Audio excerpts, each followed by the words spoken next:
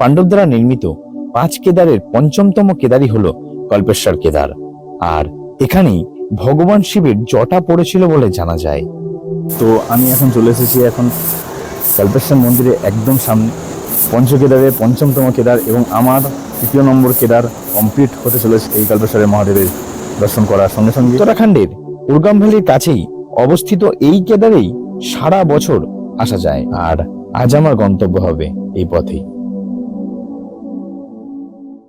তো আজকে আমি বদ্রীনাথ থেকে বেরিয়ে এসে যোশীমঠে রয়েছি। তার কারণ হচ্ছে এটাই যে আমি ভেবেছিলাম যে এখান থেকে যদি কাল্পেশ্বরের গাড়ি পাওয়া যায়, কিন্তু এখানে যেটা জিজ্ঞাসা করলাম সেটা হচ্ছে কাল্পেশ্বরের গাড়ি তখনই পাওয়া যাবে যখন পুরো গাড়ি বুক হবে। মানে একটা গাড়িতে 8 জন নেয় এবং সেই 8 জন যদি ফুলফিল হয় তাহলেই সেই গাড়ি ছাড়া হবে। তো এখনো পর্যন্ত জানি না যে কালকে কাল্পেশ্বর যেতে পারবো কিনা। তো আমি একা এসেছিলাম, তো একা তো সেটা সম্ভব নয়, আর একা করতে গেলে প্রায় 2500 টাকা খরচ আছে। জানি না কি হবে। তো আমি এই যে একটা রুমে এখানে রয়েছি, এটা গভর্নমেন্টেরই রুম। তো এখানে আমাকে 800 টাকা নিয়েছে এবং তার দরুন 2টো বেড, এটা মোটামুটি বেডের যা কোয়ালিটি 4 জন আরামসে শোয়া যাবে। আর এই হচ্ছে বাথরুম, এই যে বাথরুমের কোয়ালিটি রয়েছে, গিজার ও পরিষ্কার পরিচ্ছন্ন ব্যবস্থা। আর এই হচ্ছে রুমের বাইরের ভিউ। ওফ, দারুণ। আমি রয়েছি এখন যোশীমঠে, আর যোশীমঠে যেখানে রয়েছি তার পাশে রয়েছে বাজার। আজকে তোমাদের এই রাত্রেবেলা যোশীমঠে বাজার দেখাবো, চলো।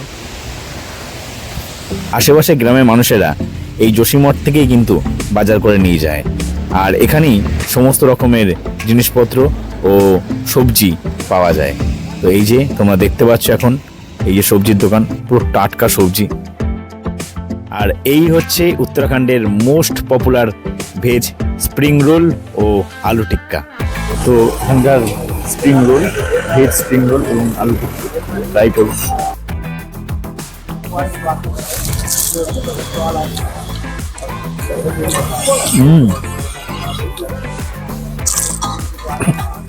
ভালো।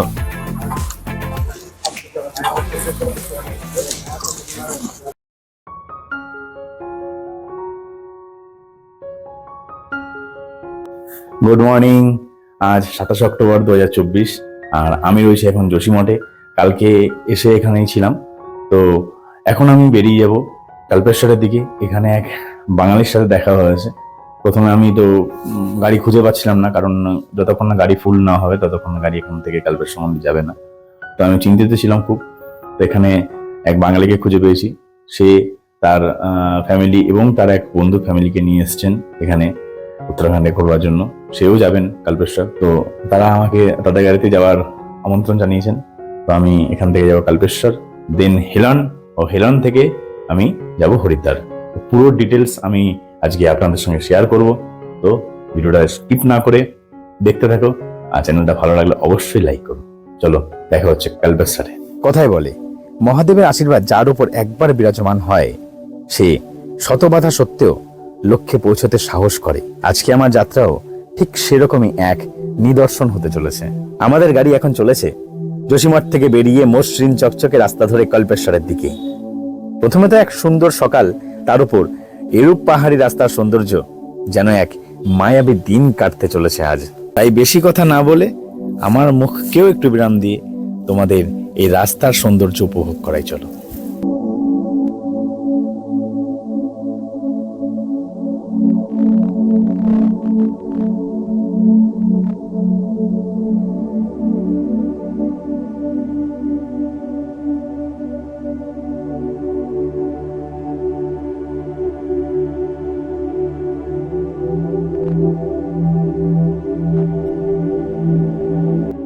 আর হেলনের পর রাস্তা একটু খারাপ হলেও পাহাড়ি রাস্তার স্বাদ আমার কাছে যেন ঠিক বরাবরই রইল।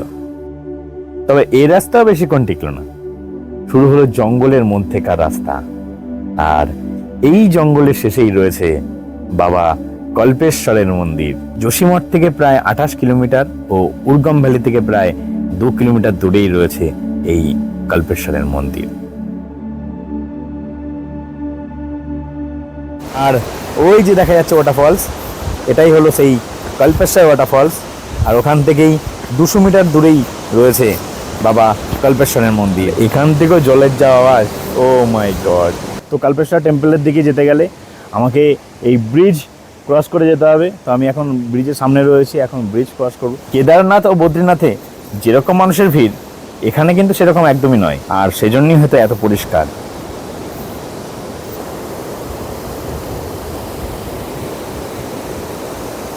আর এই নিচ দিয়েই বয়ে চলেছে কল্পেশ্বর গঙ্গা, যা কিছু দূর গিয়েই মিশবে অলকানন্দার সাথে। কি যে ভালো লাগছে তা এই মুহূর্তে ভাষায় প্রকাশ করতে পারবো না হয়তো, তবে এটুকু বলতে পারি মনের মধ্যে এক শান্তি বিরাজ করছে, যেন কত বছর ধরে এটুকু পাওয়ার জন্যই প্রত্যাশা করেছিলাম। আর এই যে পথ, এ পথ ধরেই উপরে উঠতে হবে, তাহলেই বাবার দর্শন পাওয়া যাবে। আর এখানেও অনেক পাথর সাজিয়ে রেখেছে মনে আশা পূরণ হবার জন্য। বাবা মহাদেব এমন এক দেবতা যার কাছে আসলে মনের মধ্যে এক শান্তি বিরাজ করে, যেন প্রকৃতির সব চাওয়া পাওয়া এক নিমেষে তুচ্ছ হয়ে যায়। আমার অবস্থাও এখন যেন ঠিক তেমনই হয়ে আছে, যেন আমি আমার সামনে এক মহাদেব ছাড়া আর কিছুই দেখতে পারছি না। হর হর মহাদেব।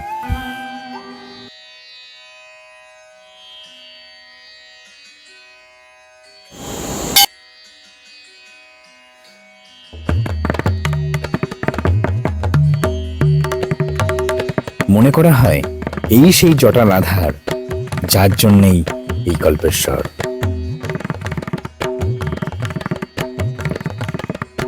এখানে বাবার মূর্তি ছাড়াও রয়েছে হনুমানজি ও গণেশজির মূর্তি, এবং রয়েছে বাবার ত্রিশূল।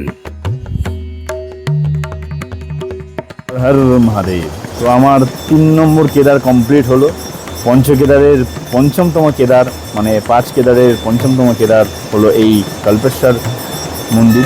তো এখানে আমি আমার 3য় নম্বর কেদার, আমি কেদারনাথ এবং তুঙ্গনাথ কমপ্লিট করে ফেলেছিলাম। আজকে আমি কল্পেশ্বর মন্দিরে বাবা মহাদেবকে দর্শন করলাম। দারুণ সুন্দরভাবে দর্শন হয়েছে। বলা হয় যে ভীম যখন পিছন থেকে ষাঁড়রূপী মহাদেবকে যখন ধরতে গিয়েছিল যে আমাদের স্বর্গে যাওয়ার ব্যবস্থা করে দিন, তখন ষাঁড়রূপী মহাদেব 5 ভাগে ভাগ হয়ে যায়, এবং সেই ভাগের একটি অংশ কেশ যেটা এইখানে পড়েছিল, তাই এর নাম হয় কল্পেশ্বর। তো দারুণ সুন্দরভাবে আমার দর্শন হয়েছে, এবং আমি যাদের সাথে এসেছি তারাও দর্শন করেছে। তো আপনারা চাইলে আপনারাও দর্শন করতে পারেন। ভিতরে ক্যামেরা অ্যালাউ নেই, তাই আমি ভিডিও করে দেখাতে পারছি না, কিন্তু খুব সুন্দর দর্শন হয়েছে আমার। আপনারা আসুন এবং দর্শন করুন, খুব ভালো লাগবে। কল্পেশ্বরের বাবা মহাদেবের দর্শন হয়ে গেছে। তো এখান থেকে আমরা বেরিয়ে যাব, আর এখান থেকে আমরা যাব এখন হরিদ্বারে। তো ভিডিওটা কেমন লাগলো সেটা আমাকে কমেন্ট বক্সে জানাও। ভালো লাগলে লাইক শেয়ার অবশ্যই করো, আর চ্যানেলটা ফলো করো, সাবস্ক্রাইব করো এবং বন্ধুদের সঙ্গে শেয়ার করো। তো ভিডিওটা এখানেই শেষ করছি, আর খুব শীঘ্রই আসছি নতুন জায়গার নতুন ভিডিও নিয়ে। ততক্ষণ তোমাদের হোস্ট জানায়, take care your life and take care your self.